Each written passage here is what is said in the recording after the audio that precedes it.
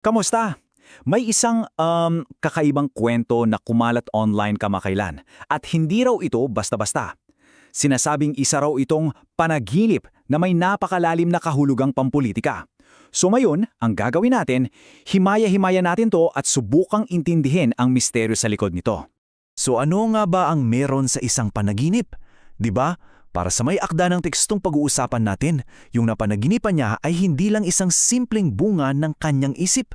Para sa kanya, isa raw itong napakahalagang pahiwatig na dapat nating lahat malaman. Tara, samahan niyo akong alamin kung ano ba talaga to. Okay, so, unang bahagi, isang kakaibang paglalakbay. Dito raw nagsimula ang lahat. At para mas maintindihan natin, susundan natin yung kwento, step by step, mula mismo sa perspektibo ng nananginit. Ayon sa kwento, nagsimula daw ang lahat sa isang daan na hindi pamilyar. Yung pakiramdam, parang nasa ibang lugar ka. Parang dayuhan. Kahit nasa totoo lang, nasa sarili mo lang namang panaginip, di ba? Pero ganun daw yung feeling. Tapos, sa gitna nitong di kilalang lugar, may isang bagay na agad na nakaagaw pansin sa kanya. Isang malaki at talagang napakagandang bahay. At alam nyo na, dahil sa curiosity, hindi na siya nagdalawang isip. Nagdesisyon siyang pumasok para tingnan kung anong meron sa loob. At dito na nagiging medyo weird yung kwento. Kasi isipin nyo, sa ganito kalaking bahay, di ba? Aasahan mo may bantay, may security, pero wala. Dire-diretso lang daw siyang nakapasok, walang sinumang pumigil. Parang welcome na welcome siyang galugarin ng buong kabahayan.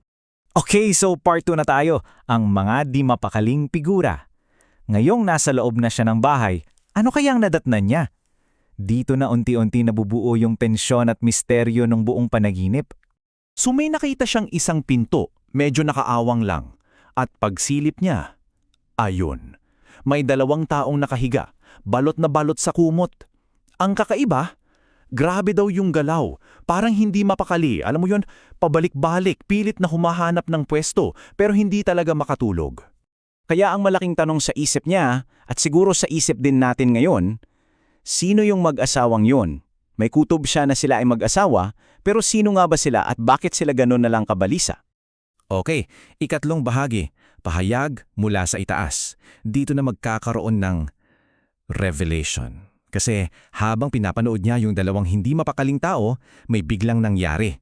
May narinig daw siyang isang boses at itong boses na to, siya yung magbibigay ng sagot sa lahat.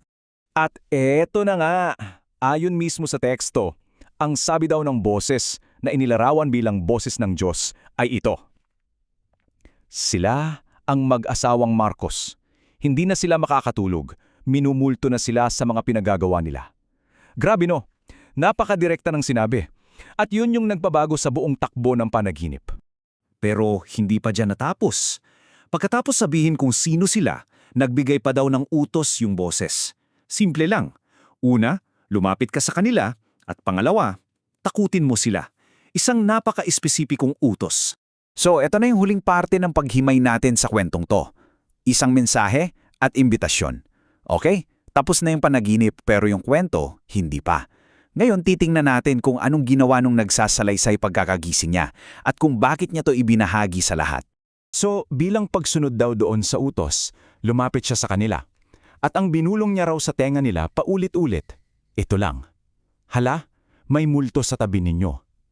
Simpleng linya, pero pag inisip mo yung konteksto, medyo nakakakilabot, di ba? At ano yung naging epekto? Ayon. Yung dalawang figura lalo pa raw nagwala.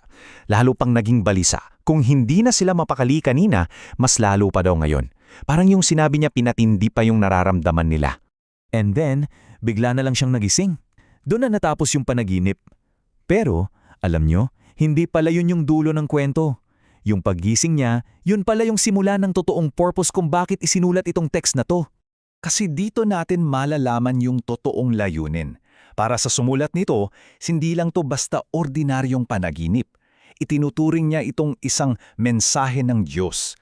Isang bagay na kailangan daw malaman ng publiko, pag-usapan at pagnilayan. At para mangyari yan, hindi lang siya basta nag-post ng kwento. May kasama itong call to action, isang imbitasyon. Inaanyayahan ng lahat sa isang Zoom meeting para pag-usapan itong panaginip.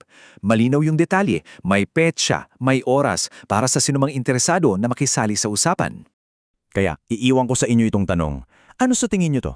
Isa ba tong babala mula sa langit? Isang divine warning? O isa lang ba itong malikhaing pampulitikang talinghaga? Isang political parable, ika nga, na gumagamit ng panaginip para maghatid ng mensahe? Kayong bahalang mag-isip ano ang interpretasyon ninyo.